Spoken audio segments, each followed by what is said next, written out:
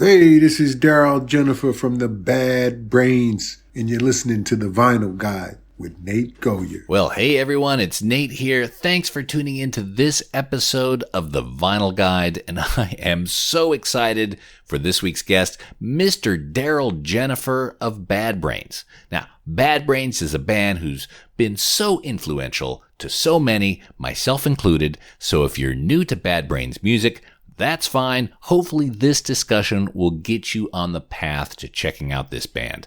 Bad Brains is a hardcore group out of Washington, D.C., but they go way beyond that specific genre, incorporating a lot of reggae, metal, soul, and they wrap it up with a perspective of PMA. Positive mental attitude. You'll hear Darryl talking about this quite a bit today. Bad Brains has an incredible catalog of albums, many of which are being remastered and reissued now by Org Music and BadBrainsRecords.com. Now, the whole Bad Brains catalog is well worth checking out. However, if you're looking for an entry point, may I suggest the album Rock for Light, which is one of their most enduring musical statements, and the reissue is coming out Tuesday, March 2nd, at BadBrainsRecords.com. Now, there's a limited edition vinyl version with a special color variant and a unique album cover designed in the punk note fashion. Others like this have sold out very quick, so get your copy March 2nd at BadBrainsRecords.com. Today we talk to Darryl all about the history of the Bad Brains, deep dive into their penultimate song, Pay to Come, discuss the process of pulling together the Bad Brains catalogs and all the recordings, the master tapes, the artwork, and more, plus what's next for the remainder of the Bad Brains catalog, working with Rick Ocasek, and heaps more. And hey, if you enjoy this conversation, there's an extended version of this interview on our Patreon page, patreon.com/vinyl guide. If you want to hear more, support this show, get extra content, get Vinyl Guide episodes early, and help your buddy Nate by putting a few tacos on my table each month, please join us there, patreon.com/vinyl guide. And finally, if you're just discovering the Vinyl Guide podcast, well, welcome to the group. Glad to have you here. Please enjoy this episode, and don't forget we've got a ton of others. Over 250 episodes, interviews, etc. People talking about rare records of their career and their youth. Folks like Keith Morris, Bernie Grunman, Joe Satriani, Elliot Easton, Lenny Kaye, Don Was, Michael Schenker, Mike Watt, Buzz Osborne, and heaps more. Subscribe to the Vinyl Guide podcast and go deep into the back catalog and enjoy. And without further ado, let's talk to Mr. Darryl Jenifer of Bad Brains.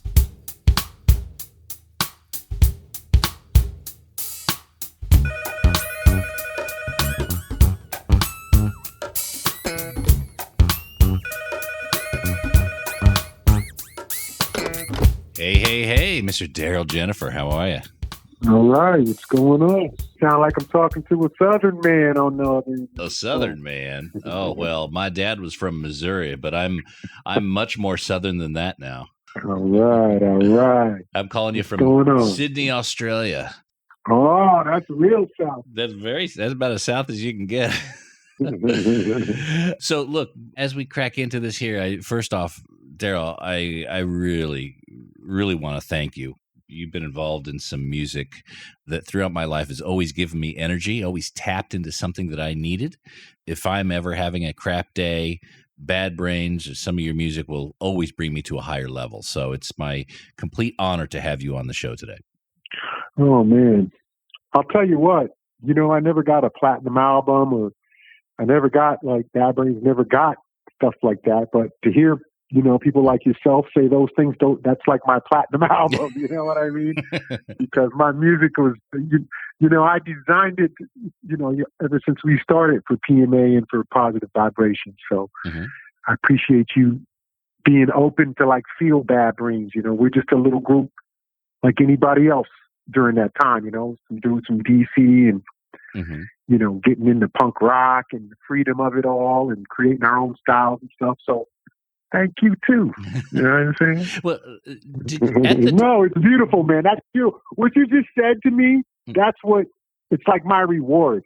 So I'll tell you now, when we're done this interview and I hang up this phone, when I go back to doing what I was doing in my studio and mixing and trying to figure out my future music, what you said will be resonating in me. So thank you. Oh, good. Excellent. Well, I'm Yeah, glad. I'm glad yeah. you gave me good energy, and I'm glad to give it back. There you go. So, Awesome. so at the time, and obviously, one of the key things of our conversation are the reissues of the Bad Brains catalog.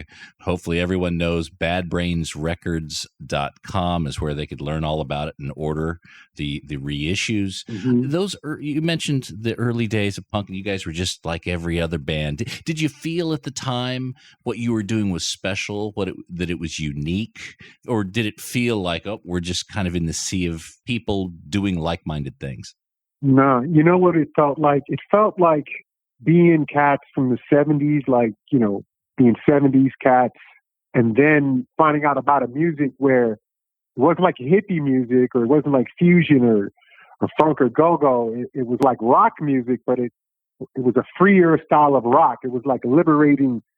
One of the things, like, I was a shy dude when I first started, but when I saw punk, it told me that I could express myself musically. I could express what I felt, but I didn't have to be virtuistic or, Mm-hmm. And that was a big thing. And I didn't have to even be on stage if I didn't want to be.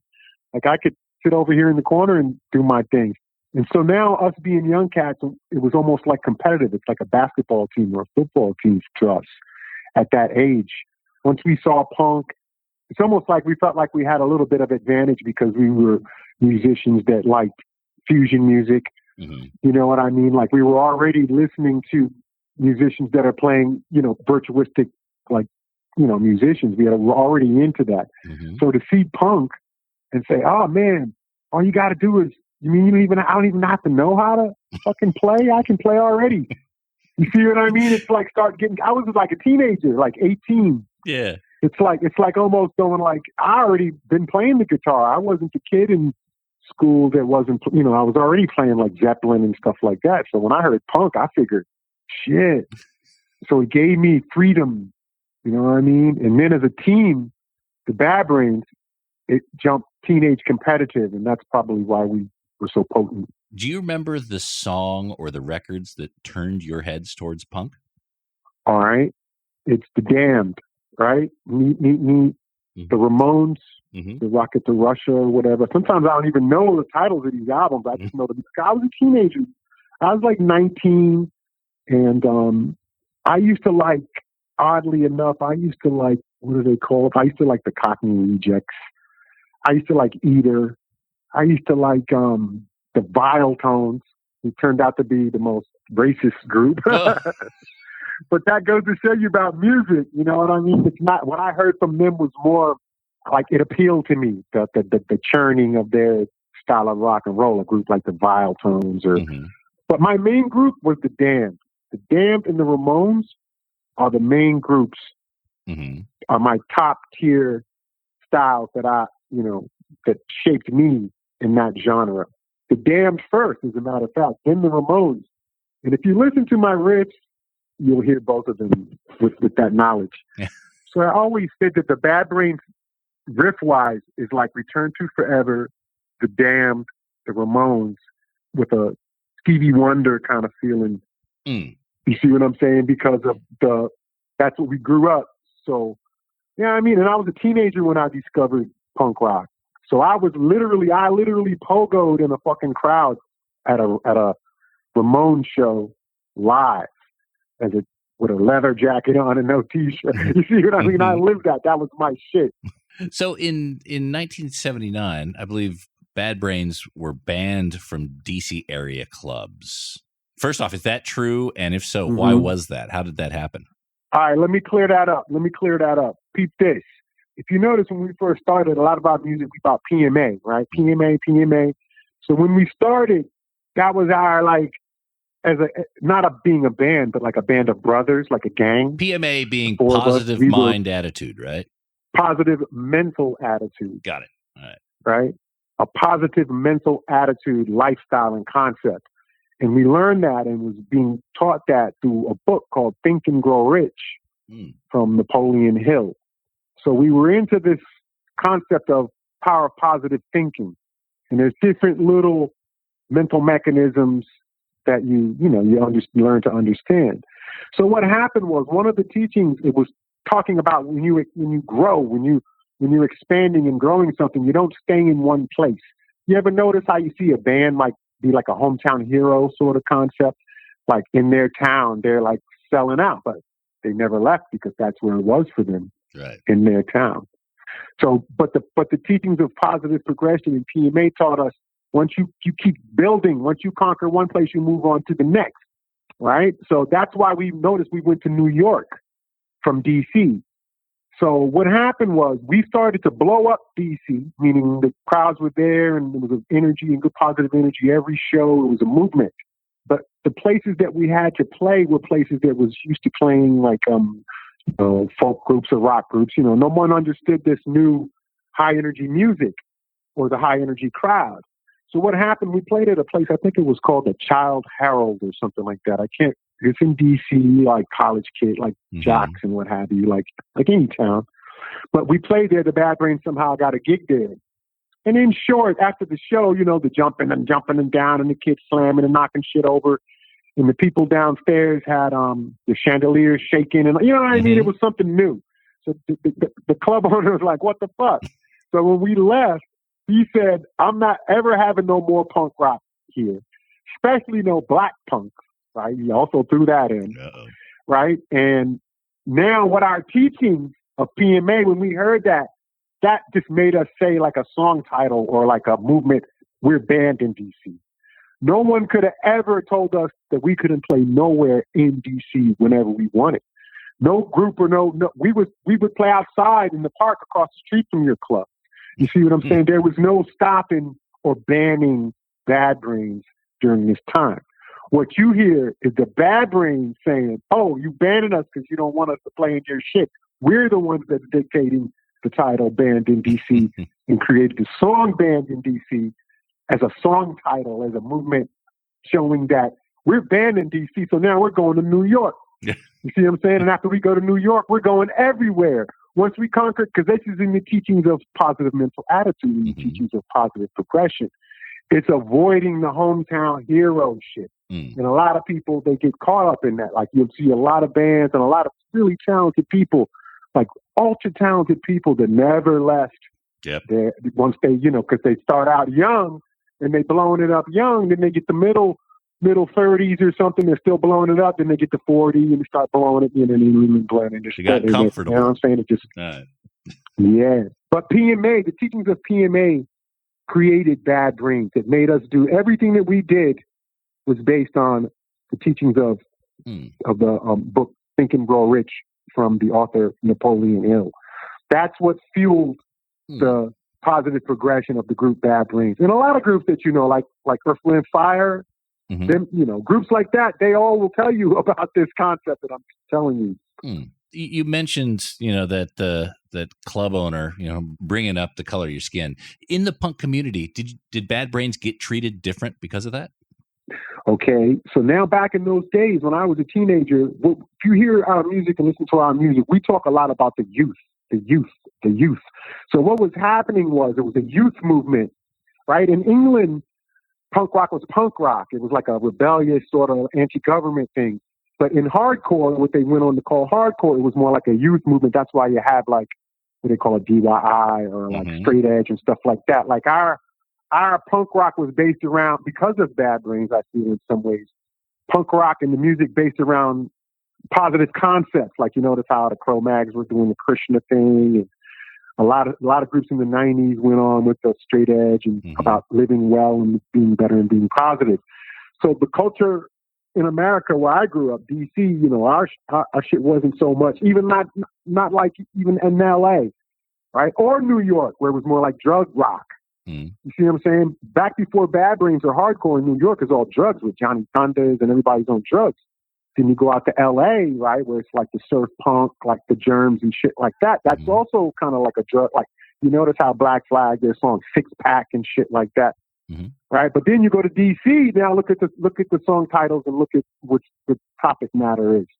We got that PMA sailing on. No matter what you do, we got that PMA. We will not. You know what I mean? The song started to take on because of because of our morphing also consciousness through Bob Marley. See what I'm saying? And through the Clash and people like that, like making the music movement not necessarily have to be one or the other. That's why I would play punk rock and play reggae. I love reggae. It's not because I'm trying to be cute or clever or nothing like that. It's just more about playing what I want, playing what I like, and also slowing down and pacing. You know what I mean? A performance. You see what I'm saying? Oh yeah, it's like a palate cleanser. When you're eating, you need a little bit of a palate cleanser to help you appreciate the rest. Yes. Plus, it helps you achieve a 45-minute set. Yeah, absolutely. Yep. So yeah, there's a lot of little like unknown, like not, I shouldn't say unknown, but there's like in anything behind the scenes, and you really peep it. There's a lot of little things. Like look how I just explained to you about the band in DC. And everybody probably think, oh, DC said they ain't gonna let them play there no more. No, that's not that. Or they say, oh, Bad Brains is fusionist. No, that's not. Well, that's what we do here. We mine for the truth here. Yeah. So back to the question: did you get treated differently because you guys were black in the punk community? Oh yeah. So with that now being in a movement, you don't have a color. That's why I never really understood or liked when they say like Afro punk or they say the Black Rock Coalition. I didn't even really like when they say like the United Negro College Fund. For me, I always wanted, because I'm a child of like Martin Luther King from that era like that. I'm looking for everybody, like what Haile Selassie said in the League of Nations with the lyrics war, until the color of a man's skin is no more significant than the color of his eyes, then there's going to be a problem. So I'm a child of that. So I never recognized my color in my youth growing up in Bad Brains. Never, not once. Not once did I ever feel white people or black people around me in clubs, you know, and it was like I was naive to that. It's like I was being protected from that. Like I only can remember 3 times of racial fight, 3 or 4 times in all 40 years. And I never felt black walking into a club. I always felt like Darryl from the Bad Brains. I never felt like, oh, that black guy in rock. And then later on, when they're doing the Bad Brains movie, they tell me they interview the guy from the Sex Pistols, and the guy from the Sex Pistols go, oh, you talking about the black blokes?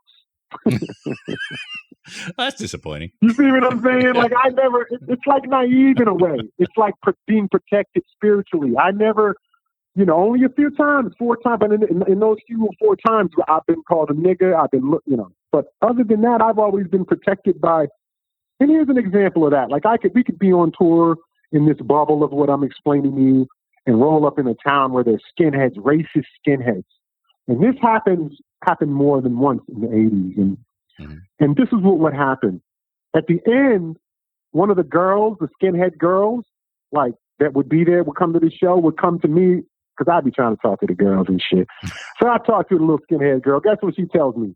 My boyfriend and his friends are back at the house, tearing up the fucking house, drunk, talking about they're going to come down here and kick your ass.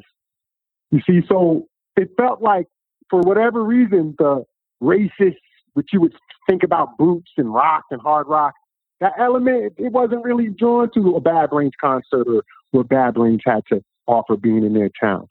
And they may stay home and talk about, and then what they do is when we leave, they come out and beat up the kids that were there.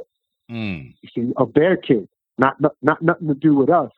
So yeah, you know, it's race. I'm not saying racism wasn't never out there, but I will tell you that being a spiritual cat, the Great Spirit cloaked Bad Brains in the armor of foraging, not having to have to face a lot of that, right? And probably turning a lot of, like one time, like what you said to me when we first started this conversation, the only other time I ever said what I said to you after what you thanked me, the only time I ever said that was when I was standing in a venue waiting, and a guy walked over, and I said, here he comes. And he came over to me and he said, Mr. Jenifer. And no one to be calling me Mr. Jenifer in the nightclub. Mr. Jenifer, I just want to thank you and the Bad Brains for the music that you made. I used to be a racist skinhead and an asshole, and now I'm not. And I have kids, and I want to just thank you personally. And as soon as he said that, I said the same thing to myself, what I said to you. That's like the platinum record that I never got for all of mine. You see what I'm saying? So now, in that instance, in that instance, it's a kid saying that he used to be a racist, and now he's not. So that's when I say that the Great Spirit, being we were spiritual dudes, obviously cloaked us to go into these places of danger with people, of danger of white supremacy and all that shit. Or one time, here's another one. When we first played our first show ever at Towson University, right? And it's punk rock back then. It's not no hardcore, nothing like that. It's punk rock. It's in Towson, Maryland. And during this time, there was a lot of metal bands, like hair bands, like Bon Jovi and, metal. That was rock back then. There wasn't no alternative rock. So, but a lot of kids were starting to turn on to the alternative rock and coming to the shows were more attended than the hair bands and the pretty boys and the guys that could play and all the metal bands like we know. So at this gig in the back were these metal dudes, and they didn't really know how to react or act. They had the hair. They couldn't understand how this rock of this sorry ass rock band is getting so much energy and so much people that we don't even know how to play. And then they said at the end of the show, they yelled, they screamed, "Go home, nigga." Yeah. And also in England, they said, "Go home, you Yankee nigga." I remember one guy said that to me in my face and tried to spit on me. So I've been doing this shit, traveling the world, playing Bad Brains in the deepest, darkest places. And I'm telling you about 3-4 instances of this. And that's what I'm saying, being cloaked and being on a mission of spreading love and spreading positive mental attitude and, being on that sort of musical mission and feeling protected. When I look back, I just turned 60 like in October. I was doing this. So I created Bad Brains when I was like 18 or something. I never did anything in my life but Bad Brains. Never had a job. I never worked nowhere. I only was been in Bad Brains as a life's mission. So yeah, it's a beautiful thing. Absolutely. To look back. Absolutely. And now we're able to celebrate it and introduce it to a whole new generation of potential Bad Brains fans with these records. Now, yeah. We'll be back after these messages. As a record collector, you know that condition is everything, and that's why you need to know about AudiofileUSA.com, the used record shop that only sells excellent and near-mint vinyl records. Over 42,000 titles, in fact. Go to AudiofileUSA.com and dig deep into their titles. Go beyond just the homepage. Search for your favorite artists or browse by genre, label, or even country of origin. I was just up at AudiofileUSA.com today. I found over 450 used punk records, all excellent and near mint shape. Over 150 reggae records, 338 psych records, all used, all in excellent and near mint shape. What will you find at AudiofileUSA.com? What deals will you take home today? It's up to you. Dig deep and find your holy grail at AudiofileUSA.com. All right, people, you've got records, you've got dust. No two ways about it. You need a Groove Washer record cleaner. The Groove Washer is the best record cleaner I've ever used. And believe me, I've used plenty. And one of the things I love about Groove Washer is that I can trust it. Their G2 fluid is made for vinyl records and longevity. You can clean and store and not worry. A friend of mine just bought a huge record collection the other week, and a bunch of them were apparently cleaned and stored with some second-rate, no-name record cleaner. And guess what? Many of the records had ruined surfaces and inserts. So don't trust your collection to a cut-rate record cleaner. Treat your vinyl well with the Groove Washer. Use discount code VinylGuide10 at GrooveWasher.com and try for yourself with a discount. Ask for the Groove Washer by name at your local record shop or go to GrooveWasher.com. Use discount code VinylGuide10. Grab a Groove Washer and clean with confidence. Now we return to the program already in progress. No limits. Pay to Come as a single. Tell me the story of this record. It's quite legendary. All right. So when I first discovered punk rock, when I was a black teenager in D.C. that played guitar, so I said, "Damn, this is some wild shit." Like the Ramones, you know how the Ramones shit goes, and I was like, "This is some wild shit." So I I naturally made my own, right? So I had the reel-to-reel. Back then, it's it's a little reel-to-reel. It's in the 70s. So I had this reel-to-reel, and I turned it on. And then I started riffing. You could almost say I was trying to riff like if I was the Ramones. when you listen to the riffs. You see how the riffs going? It's like Ramones influence.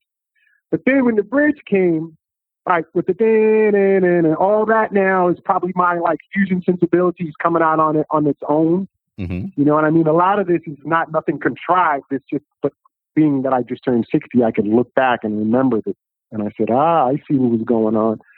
So once I got that Ramones influence, so in short, a lot of those riffs, a lot of our first riffs is a reel to reel. I kind of riffed off all of those riffs at once of a lot of different songs.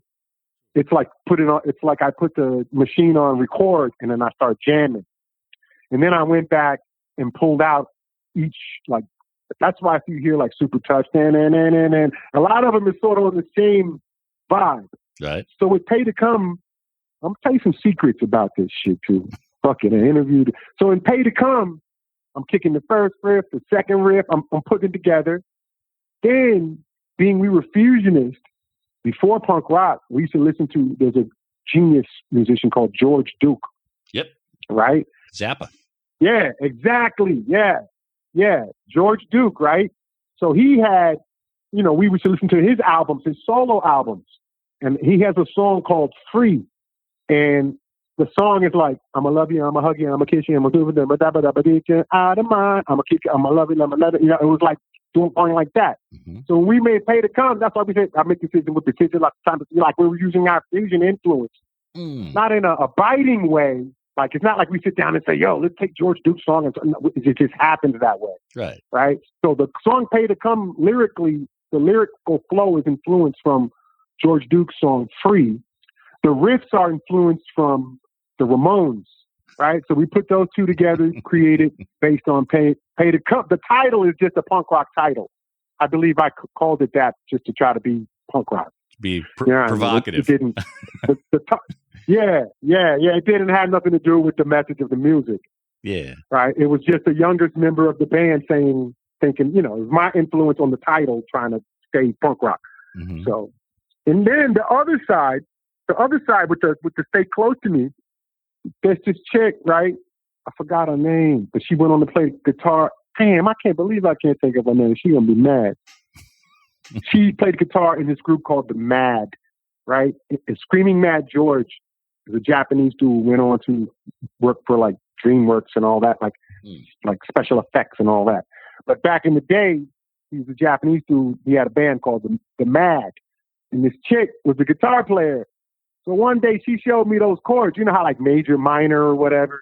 It's like I'm not a musician. Like I'm not a studied musician. So she showed me these chords. Put this finger right here and put that finger right there.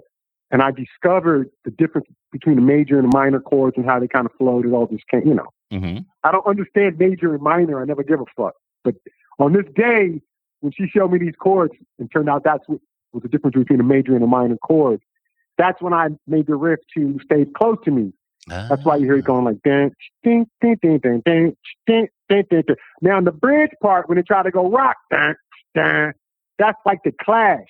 You see what I'm saying? That's like me feeling like I'm gonna take this pseudo kind of Yankee reggae happy groove and bring it back to Bad Brains intensity with this type of riff, but influenced by the Clash.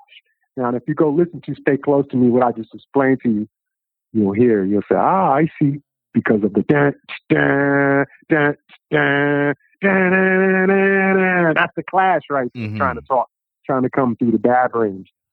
So then once we had the single, right, once we got it cut, like a group by the name of a group called the Dots, right, from New York.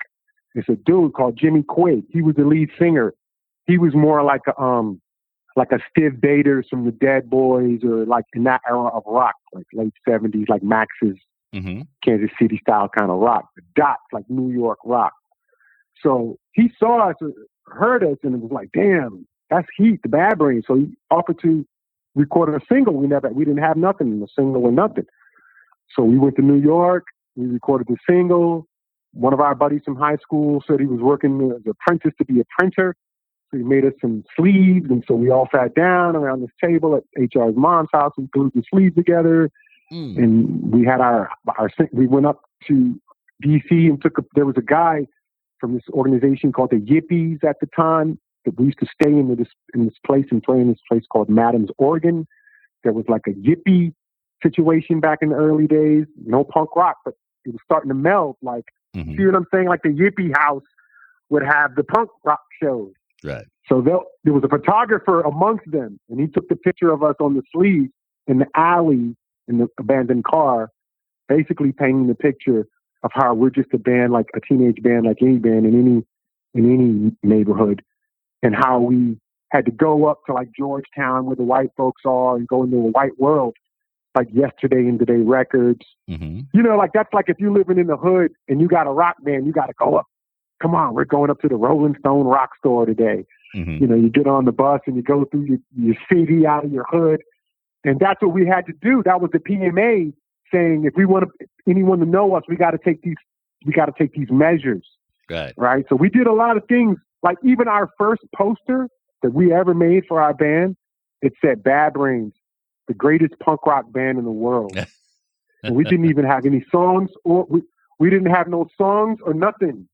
It was us doing what you do in the teachings of PMA, the power of positive suggestion. We suggested that. Putting yourself out there. Yeah. So this is 1978, 79. And here we are. Look, if you're not going out there with the attitude of you got something seriously great to offer, then what hope do you have of convincing others that you have something for them, you know? Yeah. But you see, the key with what you just said is a lot of people do shit for entertainment values, entertainment. That's where their focus is. Was our focus was more troubadour, or more like spreading. It was a mission, spreading a message. You see what I mean? You get many bands that's strictly entertainment. That's why I made the comment about Six Pack, right? Like what rock and roll, generally the topic matter of rock and roll, it's like, not saying that we're the beginnings of that, but that was our deal. It was consciousness. You see what I'm saying? So if you go back now and listen to the songs and lyrics, you'll hear what I'm talking about. Except for when we got political with the Ronald Reagan era and all that. And that's mainly Rasta. That's Rasta lyrics about like, you know, Babylon and all that. Do you know how many copies of that were made? Nah. Okay. You see, that's the next thing. You're like talking to the teenager that wrote the shit that said, "Oh, we got a record. Oh, okay. I'm going to my girlfriend's house." Like, I don't know. I want to say like 500 or so. I don't know. Dr. No might know more of that. You see what I'm saying? That's Dr. No. You notice you go up the line of the Big Brothers. You see what I'm saying? He'll be like, he'll tell you right away. Okay. You probably say, "Yeah, no, we made this and that." I don't know. You know, I could find out for you though. That would be great, because that record obviously is one of the most collectible out there, collectible punk singles, hardcore singles anyway. I guess you're familiar with the value of those things. What's your reaction when you see one of those records go for $2,000 or $3,000? Well, I just say to myself, to be honest with you, I just think about how long I've been around, right? I don't think about like how good something is or that was a dope single or anything like that. I just think, man, if you stick around long enough and you do shit from your heart, I guess it becomes a collector's item. You know what I mean? I don't trip like, what, 4,000? I should could cost 50,000. I just mainly look at it like a collector's item. You know, it's old. And if you got one from back then, I could understand how if you were a collector, you would pay that. It's almost like I'm too close to the forest to see the trees on some of this shit. It's like, it doesn't really matter to me, really.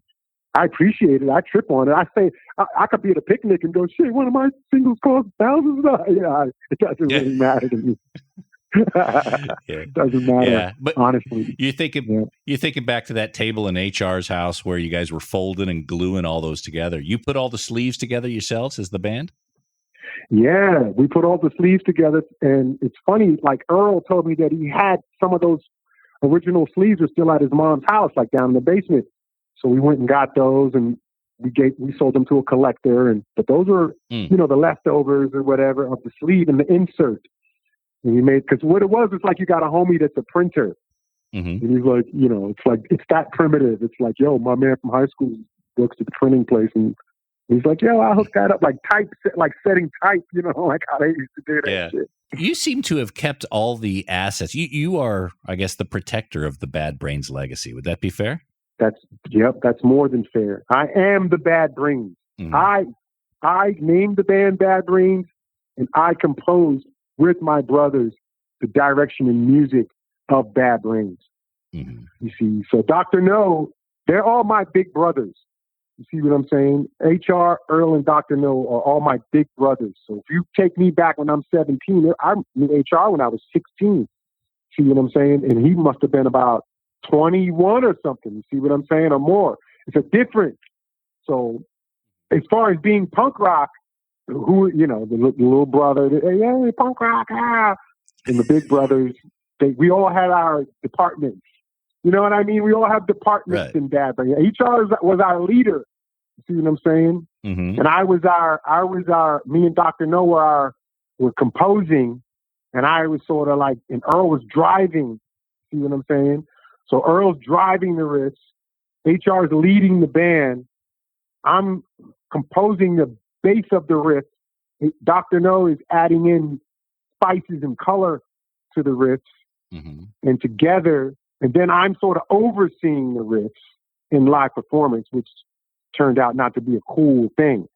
You see what I'm saying? To be an overseer of a performance. Right. So for me, I caused a lot of troubles in my young years and not being satisfied and not being times when we were doing, because it took me many years to understand chemistry. You see what I'm saying? What it means. Like, if it was left up to me, the Bad Brains would have sounded like Metallica or something. You know what I mean? If it was left up to me alone, because I'm too exacting in my ideas. It seems like you are also the steady hand. You're the guy that's been not only keeping track of the tapes and the assets. It sounds like you've got boxes of lyrics for the last several decades. Yeah. You've held on to it. You knew that there was value in those, and I don't mean like monetary value, but I mean history and the band legacy. Okay, let me correct you on that. Let me correct you. Mm-hmm. It may seem that way. But that's not what it's like. What it's like is that I was the musical.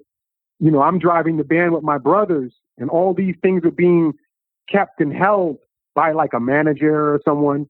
And then as time went on, I had to go and find those people and tell them to give us back our stuff. It's not like I've been holding. I don't have shit that belong to Bad Brains. I had some stickers, some T-shirts. You know what I mean? I've always cared about the music and the movement. I never cared about a T-shirt. I never cared about nothing of that sort. You don't even see a picture of nothing of Bad Brains in my house. Only till recently. Only till over the last 5 years that I would have something Bad Brains, or even be seen wearing a T-shirt that had Bad Brains on it. You see what I'm saying? The whole idea of the merchandise and all the stuff that you just assumed that I was the one. No, what I was the one got to a certain point in the history of the band and said, I got to go out here and retrieve all of these things. And I knew that there was a certain individual that was doing that. See, over the years. Okay, I'll explain it to you like this. You ever seen the singer Selena, right? Oh, Selena, the singer, yeah. They got killed. Mm-hmm. They got killed. Selena, the Spanish lady. You don't know this? Yep. Yeah, no. Okay, and, she was shot in Texas like 20 years ago or something. Right. So peep this. I came up with a concept by what happened with her, and it happened to me. She was shot by what I call the fan club president syndrome. So you can get people that work with you for years and dedicate their lives working for you. At a certain point, they start thinking your shit is their shit. And then they start, when you try to do things, they're like, what do you mean doing that? And you're like, wait a minute, you're just the fan club president. What the hell? And then you see what I'm saying? So the Bad Brains, right, on the track of being Bad Brains and living and making the music and trotting the world with the music, we never took a T-shirt or an extra photo or knew where the reels were or knew where none of this shit was. I didn't know where none of this shit was for 25 or 30 years. But there was a manager, there was people that I knew that knew.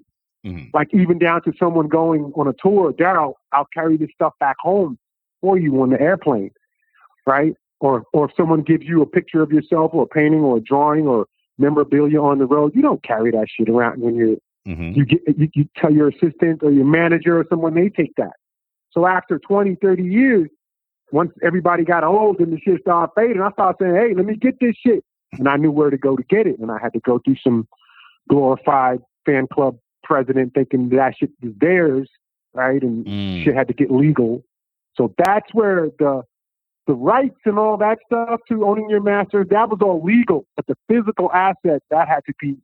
Now, I was responsible for going out and corralling all that shit and putting it back in the band's possession. Does that make more sense? Yeah, you know what I'm absolutely. saying? So you have all the master tapes now. Is there anything missing that you're very keen to get next? Nah, it's all there. It's all there. I got like all the master reels and all the master tapes that can be remastered and, you know, different things. It could be, I'm getting that. That's all digitized and stored. It's, you know, it's historical shit.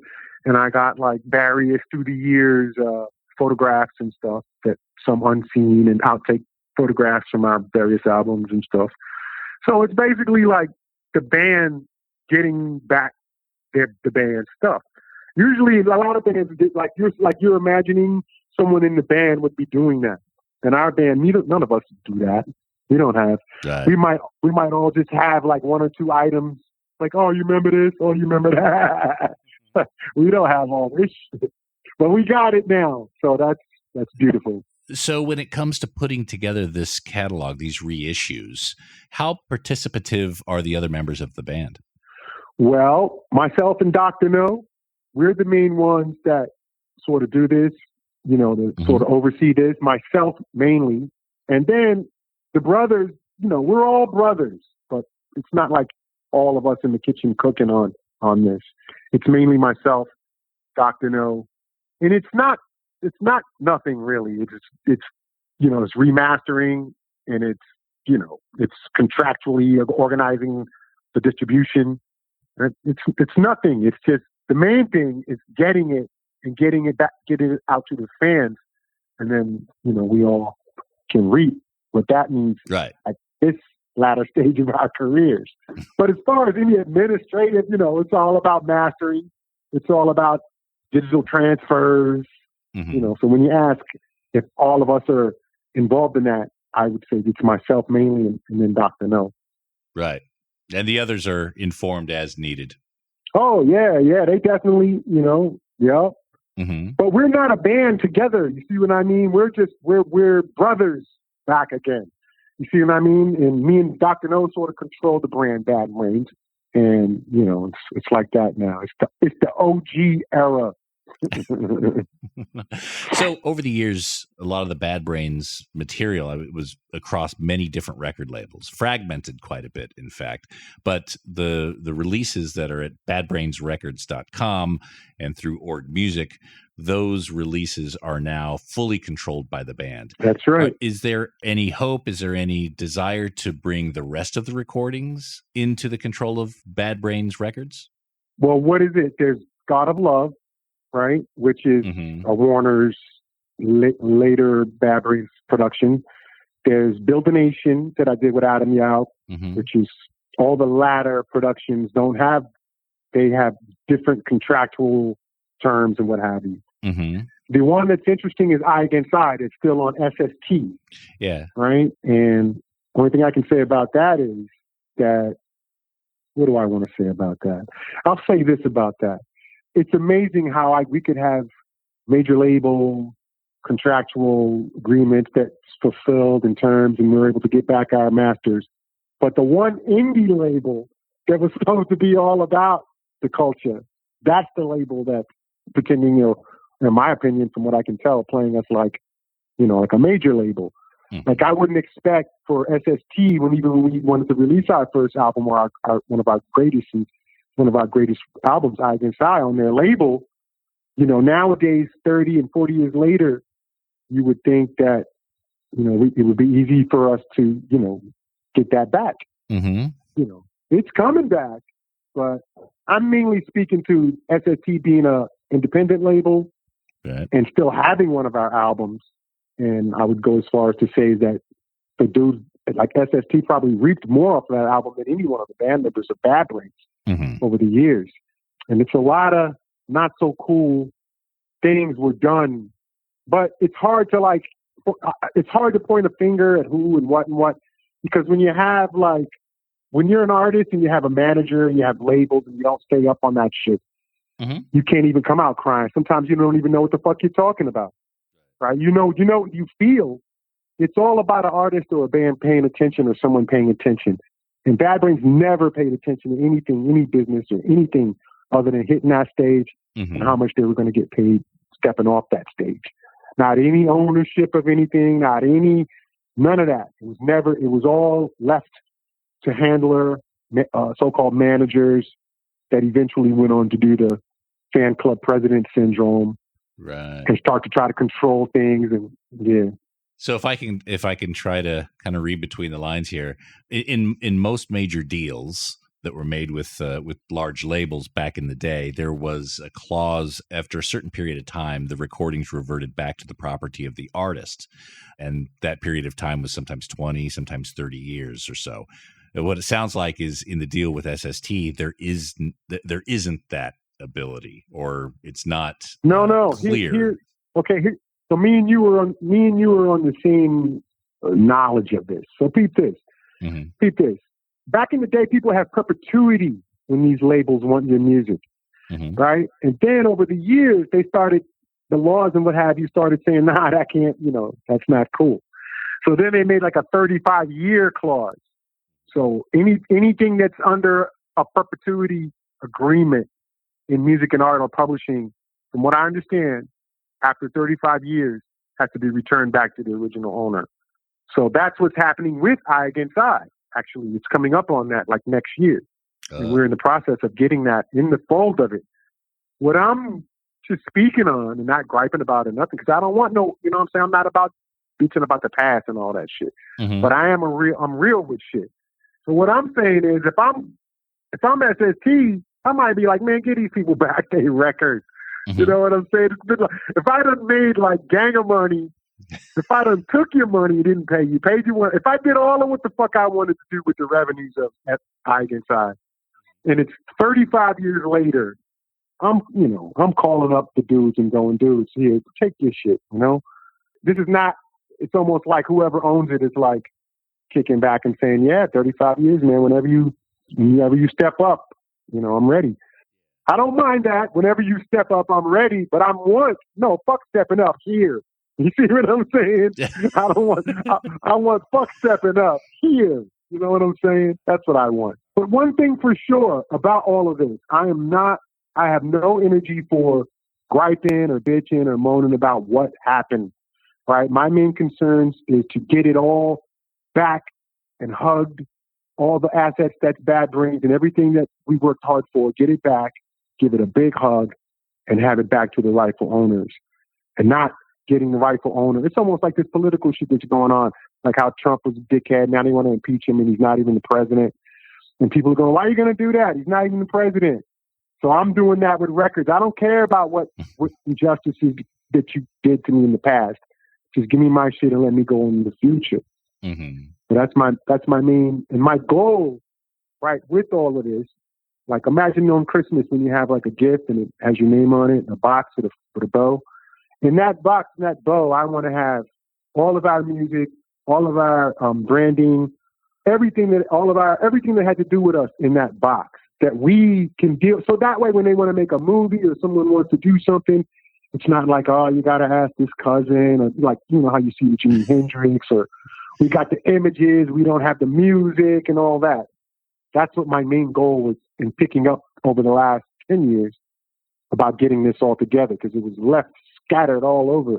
And the reason why Bad Brains was scattered all over is because of the amount of focus and energy we put in the music and the mission, right? And we weren't able to be businessmen. We weren't able to be focused. As I look back, I'm 60 years old. I was in this group when I was a teenager. And now when I look back, I say, I see. Young fellas couldn't really, too busy trying to get them riffs kicking it and shit. And next thing you know, you don't even know where your damn reel is, or you don't even know nothing. Yeah, you got to bring it all home. And so, look, you like me and like so many others, we're closer to the end than the beginning. Yeah. What do you think that the legacy of Bad Brains will be after we're gone? Well, I think it'll be one of a positive mental attitude, or one I would like it to be a beacon of versatility, like letting people know you don't have to like I always said, like I remember when the Beastie Boys and the Chili Peppers and all of them were coming in the game.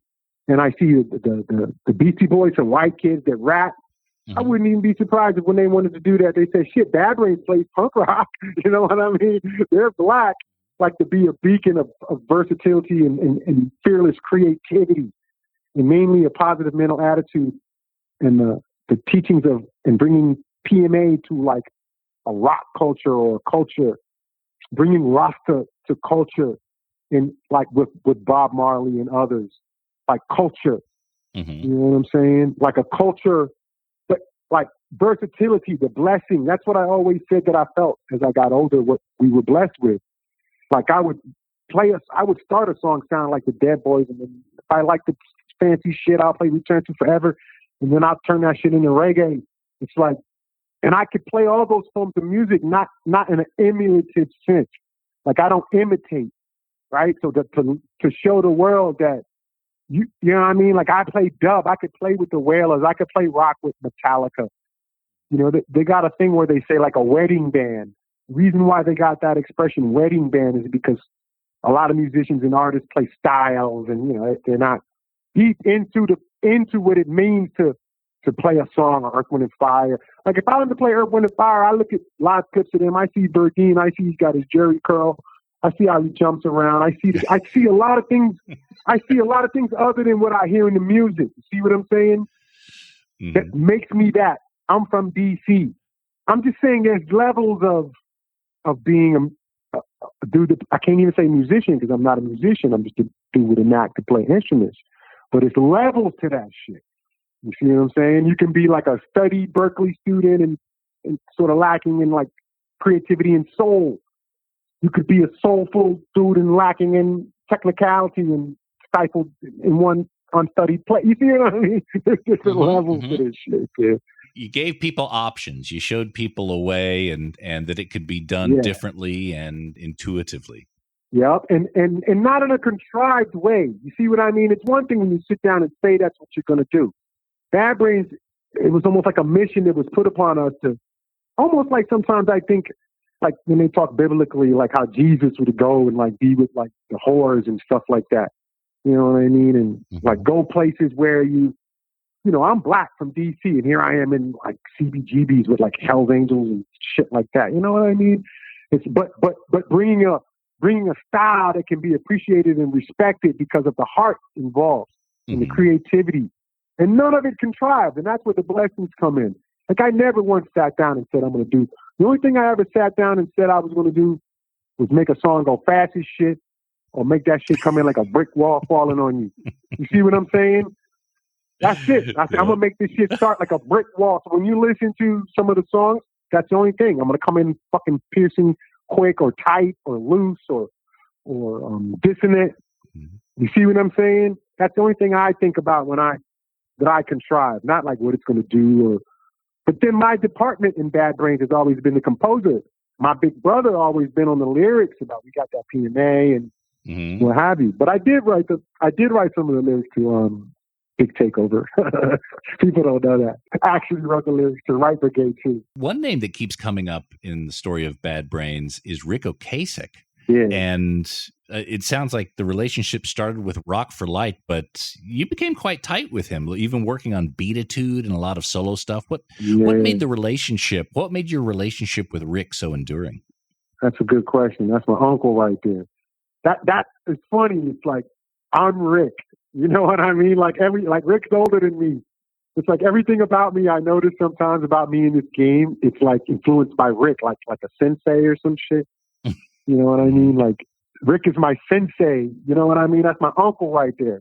So I think I was the youngest guy, and it's just all about how you relate.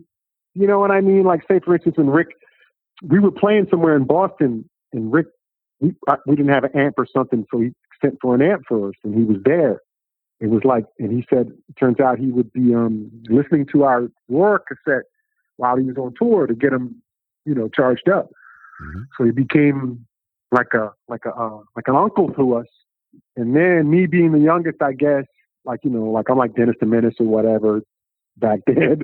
Then, you know, he knew, you know what I'm saying? It's like an uncle. like, Darryl, come to the studio. I'm going to get you to play on my shit. And I was like young. I think the first check I ever got was playing on that record. And I never had $1,000 or something, you know? Mm-hmm. So Rick kind of brought me in at a young age. I think I was like 20 or something. And through the years, he just was my uncle, man. I miss him. You know, it's my uncle. Sometimes I don't even know what to think, you know, like I'm a forward moving dude. So when you bring up Uncle Rick, I start thinking, damn, where's Uncle Rick? You know what I mean? Like, yo, my man. You know what? Just the other day, I was thinking to myself, like, I just thought of Rick Ocasek, and then I remembered, oh, he's no longer with us. Like, oh man, it still stings a bit. I know, man. I can't believe that sometimes, and I'm like, whoa. Mm-hmm. And Paulina and everybody, you know, down there, you know, it's like. So give me an example of a lesson or some bit of musical wisdom or production wisdom that you learned from Rick.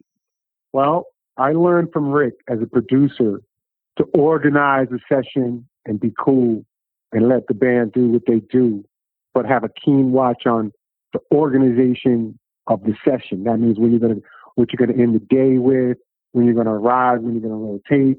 Not so much running out in the control room and talk about this verse and that verse and this verse.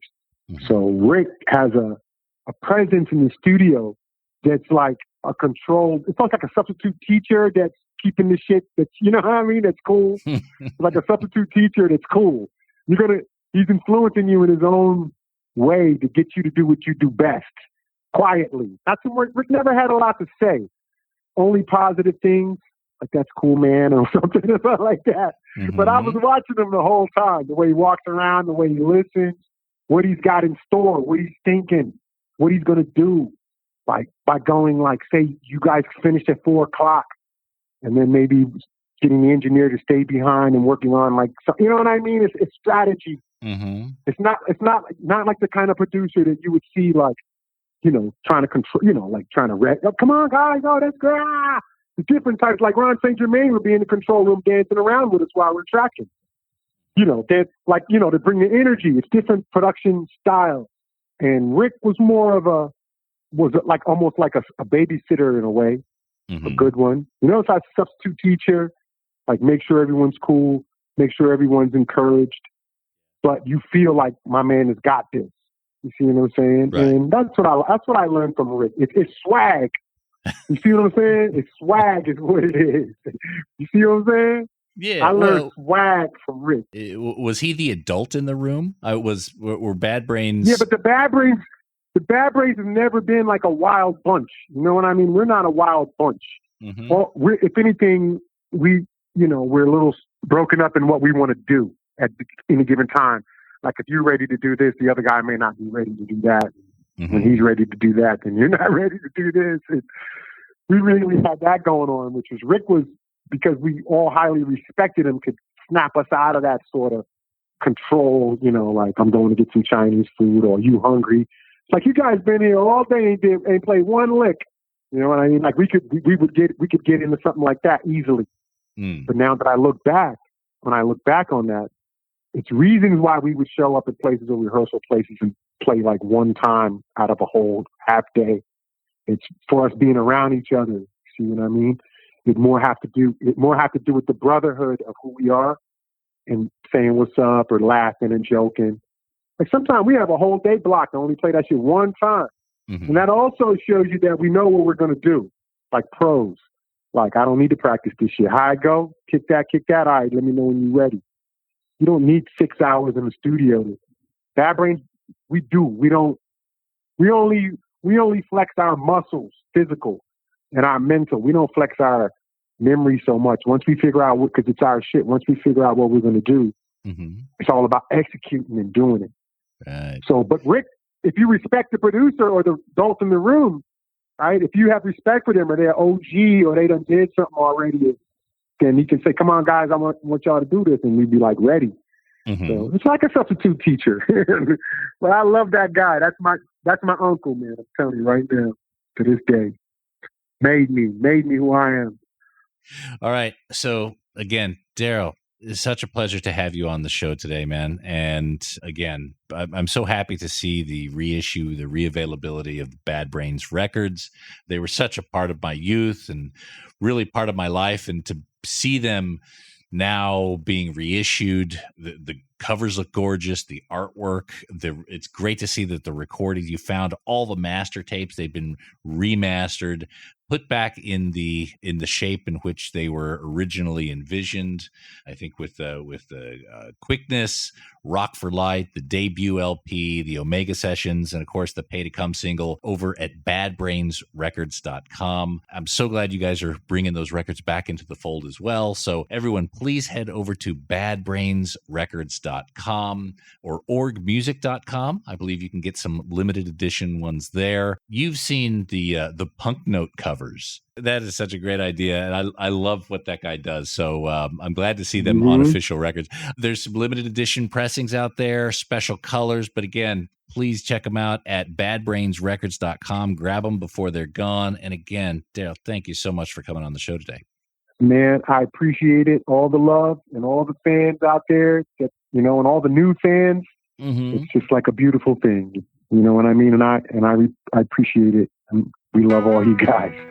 So there that goes. It's our honor entirely.